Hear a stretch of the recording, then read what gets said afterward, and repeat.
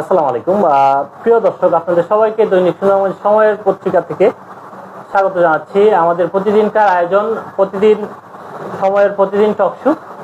আজকে আমাদের সাথে অতিথি হিসাবে উপস্থিত আছেন সুনামগঞ্জ জেলার সিনিয়র গণমাধ্যম ব্যক্তিত্ব, মোহনা টিভির সুনামগঞ্জ জেলা প্রতিনিধি শ্রদ্ধাভাজন ফুলেন্দ্র শেখর দাস। দাদা, আপনাকে দৈনিক সুনামগঞ্জ সময়ের প্রতিদিন টকশোতে স্বাগত জানাচ্ছি। ধন্যবাদ। দৈনিক সুনামগঞ্জ সময়ের টকশো অনুষ্ঠানে সঞ্চালকের যিনি দায়িত্ব পালন করছেন ছোট ভাই সহকর্মী সামিয়ান তাজুলকে।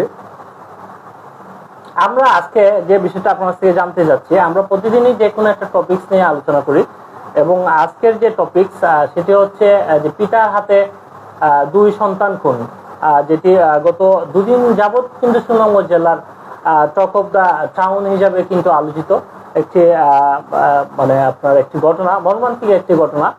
এই ঘটনা নিয়ে অনেক সংবাদকর্মীরা, আমরা আপনি সহ অনেকেই কিন্তু আমরা গণমাধ্যমে আমরা এটি নিউজ প্রকাশ করেছি এবং এটির মূল উৎপাটন করার জন্য আমরা চেষ্টা করেছি, পাশাপাশি পুলিশও চেষ্টা করেছে। এই বিষয়ে আপনার মূল্যায়নটা কি? কেন এইরকম ঘটনা সুনামগঞ্জ শহরে ঘটছে এবং এর পিছনে কি থাকতে পারে বলে? ধন্যবাদ আপনাকে। আমি আপনার ঘটনা যাওয়ার আগে আমি আমাদের হাওরের এই জেলা সুনামগঞ্জের বিষয়বস্তু নিয়ে আমি একটু আলোকপাত করব। আপনি নিশ্চয়ই জানেন আমাদের এই হাওরের জেলা, আমাদের অসংখ্য নদী এবং অসংখ্য হাওরকে ঘিরেই কিন্তু আমাদের এই সুনামগঞ্জের মানুষের জীবন জীবিকার একটি অবলম্বন। তো আমরা তো মূলত এখানে আমাদের শিক্ষার যে পার্সেন্টেজটা অন্যান্য জেলার সাথে যদি কম্পেয়ার করা হয় তাহলে কিন্তু তুলনামূলকভাবে আমরা অনেক পিছিয়ে রয়েছি।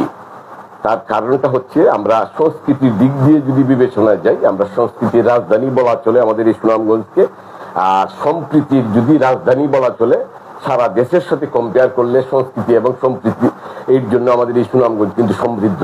আমরা প্রতিটা ধর্মের মানুষের মধ্যে যে একটা সৌহার্দ্যপূর্ণ সম্পর্ক রয়েছে, এটা কিন্তু অন্যান্য জেলার সাথে তুলনা করে চলে না। আর বিশেষ করে আপনি যে বিষয়টা বলছেন যে আমাদের যে দিরাইয়ের যে কি ঘটনা ঘটেছে, যে অত্যন্ত দুঃখজনক, নিন্দনীয়। আমাদের দিরাই উপজেলার চরনারচর ইউনিয়নের মধুপুর গ্রামে যে পিতার হাতে সন্তান খুন, এটা আমাদের একটা সামাজিক অবক্ষয় বলা চলে। আমাদের মধ্যে কিন্তু অ্যাওয়ারনেস বিল্ড আপ, আমরা ওই যে বললাম আগে যে আমাদের শিক্ষার দিক দিয়ে কিন্তু আমরা পিছিয়ে রয়েছি। হ্যাঁ, যদি পিতামাতা সুস্থ না হয়, না হন, তাহলে আমি না হয় শিক্ষিত না হলে একটা কথা আছে যে শিক্ষিত মা বা কিংবা বাবা যদি শিক্ষিত হয় তাহলে একটি শিক্ষিত সন্তান উপহার দিতে পারে।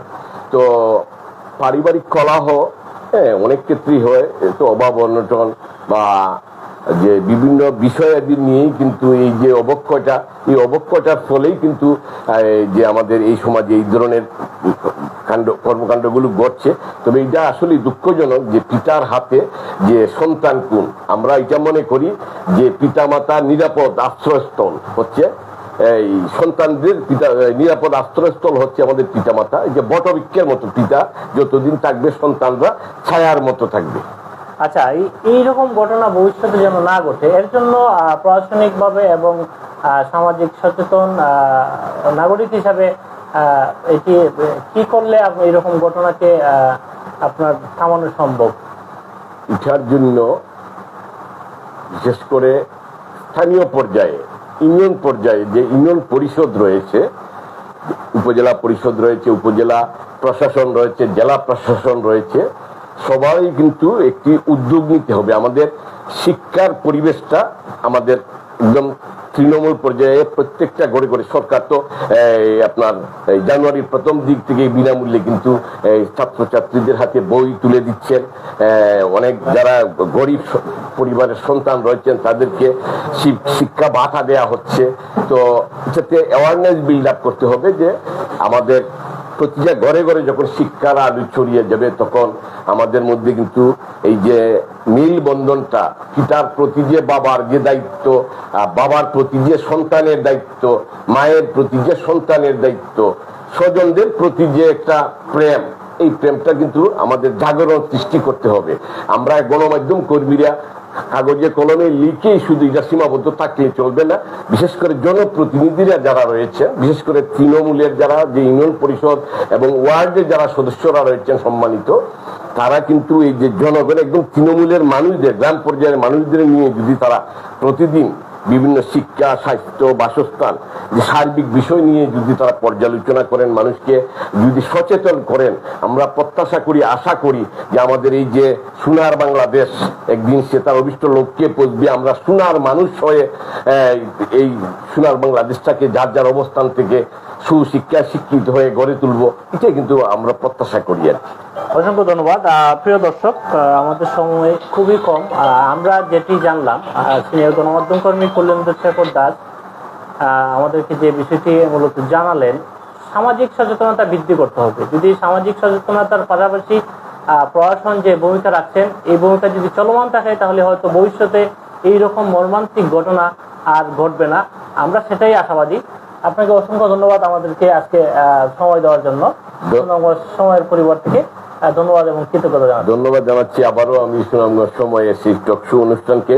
আমি টকশো অনুষ্ঠানের মাধ্যমে যিনি সঞ্চালক সহকর্মী সামিয়ান তাজুল, আমি প্রত্যাশা করব যে এই টকশোতে বিভিন্ন শ্রেণী পেশার মানুষদের অংশগ্রহণে যে মানুষের যে অ্যাওয়ারনেস বিল্ড আপ, আমাদের এই হাওড়ের জেলা সুনামগঞ্জকে আমাদের সুনামের জায়গায় বহির্বিশ্বে পরিচিত করতে এই দৈনিক সুনামগঞ্জ সময়ের টকশো আগামীতে ব্যাপক ভূমিকা রাখবে, সেই প্রত্যাশা রেখে সময় কর্তৃপক্ষকে কৃতজ্ঞতা এবং ধন্যবাদ জানিয়ে আমরা অসংখ্য ধন্যবাদ। পাশাপাশি আমি আরেকটু বিষয় জানাতে চাই। আমার আজকের এই টকশোতে যিনি ক্যামেরার পিছনে আমাদেরকে সার্বিকভাবে সহযোগিতা করেছেন, সুনামগঞ্জ সময়ের বিশেষ প্রতিনিধি মোহাম্মদ নূর, ওনাকেও আমরা ধন্যবাদ জানাচ্ছি। তো প্রিয় দর্শক, আমরা আগামীকাল আরো নতুন কোনো টপিকস নিয়ে, নতুন কোনো অতিথি নিয়ে আপনাদের সামনে আসবো। সেই পর্যন্ত সাথে থাকুন। আসসালামু আলাইকুম।